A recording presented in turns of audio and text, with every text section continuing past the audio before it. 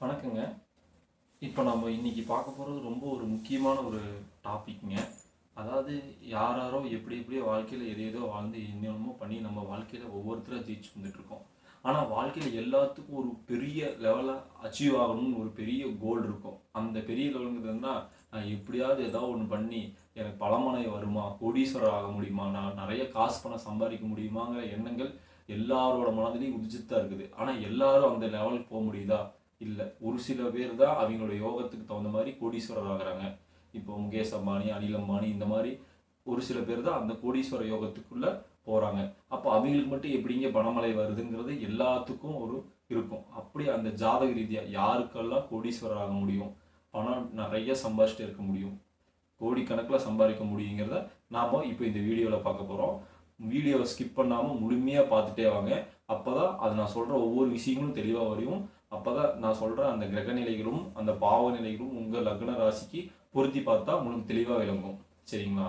இப்போது ஒருவரோட ஜாதகத்தில் வந்து பார்த்தீங்கன்னா காசு பணத்தை கொடுக்கக்கூடியது. அப்போ தனகாரகன் அப்படின்னா வந்து குரு பகவானை சொல்கிறோம். பொதுவாக தனகாரகன் குரு பகவான்.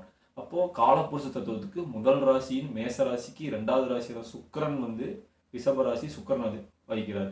ஸோ குரு பகவான், ரெண்டாவது ராசியான சுக்கிர பகவான், அப்புறம் பார்த்தீங்கன்னா காலபுருஷ தத்துவத்துக்கு 11வது ராசியில் கும்பராசி அதிபதி சனி பகவான், சனி.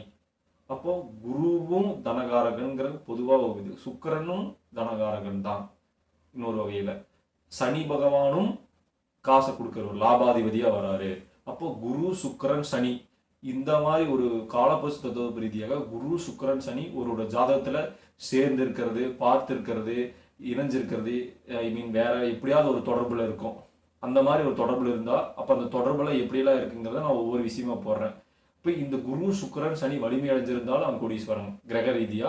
அடுத்தது பாவக ரீதியா நம்ம பார்த்தோம்னா அவங்களுக்கு எப்படி இருக்கணும்னா 2ஆம் அதிபதி, 11ஆம் அதிபதி, 9ஆம் அதிபதி, 2, 9, 11ங்க.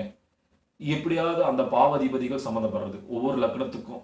எந்த நீங்க உங்கள் ஜாதகத்துல நீங்க எந்த லக்னமா இருக்கீங்களோ அந்த லக்னத்துக்கு 2ஆம் அதிபதியும் 9ஆம் அதிபதியும் 11ஆம் அதிபதியும் சம்மந்தம் இருக்கிறவங்க வந்து இவங்க கோடீஸ்வரர் ஆகிறாங்க. ஏன்னா 2ஆம் இடங்கிறது வந்து பார்த்தீங்கன்னா தனம், காசு கொடுக்கக்கூடியது. 9ஆம் இடங்கிறது பாக்கியம், லக்கு, மிகுதியான காசு கொடுக்கக்கூடியது. 11ஆம் இடங்கிறது காசு, லாபம், காசு பெருகிட்டே போறது, லாபமாகிறது. அப்போ 2, 9, 11ங்கிறது ஏதாவது ஒரு வகையில் அந்த ஜாதகத்தோ யார் ஜாதக தொடர்பு இருக்குதோ அவங்க கோடீஸ்வரன். அந்த தொடர்பு போக காரக ரீதியா குரு சுக்கிரன் சனி தொடர்பு இருக்கிறவங்களும் கோடீஸ்வரங்க தான். அப்போ இந்த மாதிரி தொடர்பு யார் யார் ஜாதகத்தெல்லாம் இருக்குதுங்கிறத நம்ம தனிப்பட்ட முறையில் நீங்கள் தான் செக் பண்ணிக்கணும். உங்களுக்கு செக் பண்ண தெரியலனா யாரோ ஒரு உங்கள் வீட்டுக்கு இப்போ ஜாதகத்தை நல்லா பார்க்குற ஜோதிடர்கிட்ட நீங்கள் போய் பார்த்து அதை தெரிஞ்சுக்கலாம். அப்போ என்னோட வீடியோ ஃபாலோ பண்ணிட்டு வரவங்களா நான் சொல்கிற எளிமையான முறையில் நீங்களும் உங்கள் ஜாதகத்தை செக் பண்ணலாம். இப்போ எக்ஸாம்பிளுக்கு மேச லக்னம் எடுத்துட்டிங்கன்னா இப்போ நான் சொல்லிட்டேன். மேச லக்னத்துக்கு 2ஆம் அதிபதி சுக்கிரன், 9ஆம் அதிபதி தனுசு ராசியா குரு பகவான், 11ஆம் அதிபதி கும்பராசி சனி பகவான். அப்போ 2 சுக்கிரன், 9 குரு, 11 சனி. சுக்கிரன் குரு சனி ஏதோ ஒரு வகையில் எந்த கட்டத்தில் வேணால் சேர்ந்துருக்கலாம், ஒரு பார்த்துருக்கலாம், சாரம் பெற்றிருக்கலாம், அல்லது வந்து பார்த்தீங்கன்னா பரிவர்த்தனையில் இருக்கலாம். இந்த மாதிரி பல வகையான தொடர்புகள், தொடர்புனா நிறைய தொடர்பு இருக்குது. சாரம், சேர்க்கை, பரிவர்த்தனை, ஆட்சி, உச்சம், இந்த மாதிரி அது ஏதோ ஒரு வகையில் தொடர்பு இருக்கணும். தொடர்பு இருந்ததுன்னா அவங்க மேச லக்னக்கார மேச ராசிக்காரங்க, மேச லக்னம் ராசிக்காரங்க கோடீஸ்வரர் ஆவாங்க. இப்படி ஒவ்வொரு லக்னத்துக்கும் நீங்களே பொருத்தி பார்க்கலாம். அப்போ எந்தெந்த லக்னத்துக்கு உங்களுக்கு ஒவ்வொரு லக்னத்துக்கும் எனக்கு தெரியல அப்படின்னா நீங்கள் கமெண்ட்ஸில் தெரிவிங்க. எந்த லக்னக்காரங்க உங்களுக்கு வேணும்னு சொல்லுங்க. அவங்களுக்கு கோடீஸ்வர யோகம் இருக்குதா இல்லையான்னு நான் தெளிவாக சொல்லித்தரேன். ஓகேங்களா? அப்போ பொதுவான விதி அப்படின்னா கோடீஸ்வரன் ஆகிறதுக்கு 2, 9, 11ஆம் அதிபதிகள் தொடர்பு பெறுவதும், தனகாரனாகிய குரு பகவானும், இன்னொரு அடுத்த தனகாரனான சுக்கிர பகவான், அடுத்த தனகாரனாக சனி பகவான். எந்த ஒரு ஒரு வேலையை ஒரு கிரகம் மட்டுமா தனிச்சு பண்ணாதுங்க. 3 கிரகங்கள் சேர்ந்துதான் பண்ணும் எந்த ஒரு காரத்துக்கும் ஆனாலும். அப்போ காசு பணம் சம்பாதிக்கிறதுக்கு குரு சுக்கிரன் சனி சம்மந்தம் வராரு. பாவக ரீதியா 2, 9, 11 சம்மந்தம் வராரு. ஓகேங்களா? ஏன் நான் ஒன்னையே திருப்பி சொல்றேன்னு நினைச்சுக்காதீங்க. உங்களுக்கு வந்து இது தெளிவா புரியணுக்காக சொல்றேன். அடுத்தாப்படி பாத்தீங்கன்னா அம்பானியோட ஜாதகத்திலையும் முகேஷ் அம்பானியோட ஜாதகத்திலையும் பார்த்துட்டீங்கன்னா அவரு விருச்சிக லக்னம், தனுசு ராசி. 9ஆம் அதிபதி வந்து 2ஆம் இடத்துல இருக்காரு, 2ஆம் அதிபதி வந்து 10ஆம் இடத்துல இருக்காரு.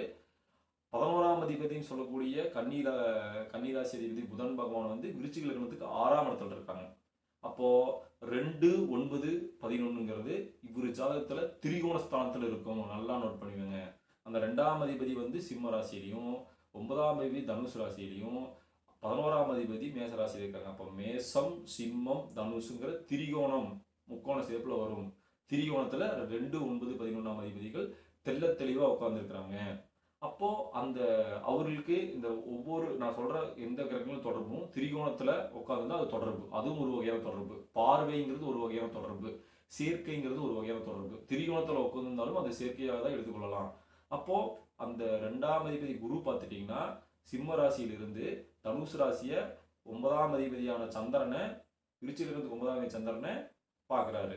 அவரே சிம்ம ராசியிலிருந்து 11ஆம் அதிபதியான புதனையும் பார்க்குறாரு. அப்போ குரு வந்து 2ஆம் அதிபதி குரு வந்து 9ஆம் அதிபதியும் பார்க்குறாரு, 11ஆம் அதிபதியும் பார்க்குறாரு. இதுதான் தெளிவான இருக்கும். மறுபடியும் இன்னொருக்க சொல்கிறேன், உங்களுக்கு புரியல. அந்த ஸ்க்ரீன் சரி ஜாதகத்தை உங்களுக்கு தெரியல, ஸ்க்ரீன்ஷாட் கூட போட்டு வச்சுக்கோங்க. விருச்சிக லக்னத்துக்கு 2ஆம் அதிபதினு சொல்லக்கூடிய குரு பகவான் சிம்மத்திலிருந்து அந்த லக்னத்தின் 11ஆம் அதிபதியை 9ஆம் பார்வையா மேச ராசியில இருக்கிற புதன் பகவானை பார்க்குறாரு. 5ஆம் பார்வையா தனுசு ராசியை பார்க்குறாரு. அப்போ 2, 9, 11ங்கிறது திரிகோணஸ்தானத்துல தெள்ள தெளிவா உட்காந்துருக்காங்க.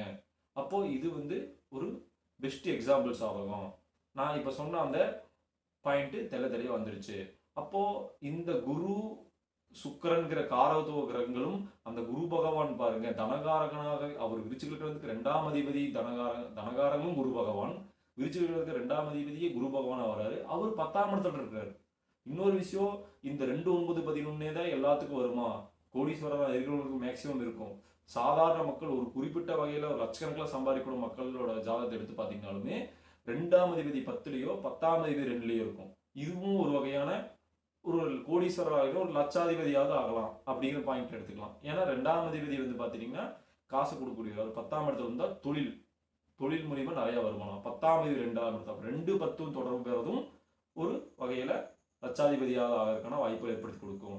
இப்போ இந்த மாதிரி கோடீஸ்வரர் யோக ஜாதகம், லட்சாதிபதி யோக ஜாதகம், எதுவுமே என்னால் சம்பாதிக்க முடியலைங்கிற, எதுவுமே என்னால் பண்ண முடியாதுங்கிறவங்க எப்படி இருப்பாங்க?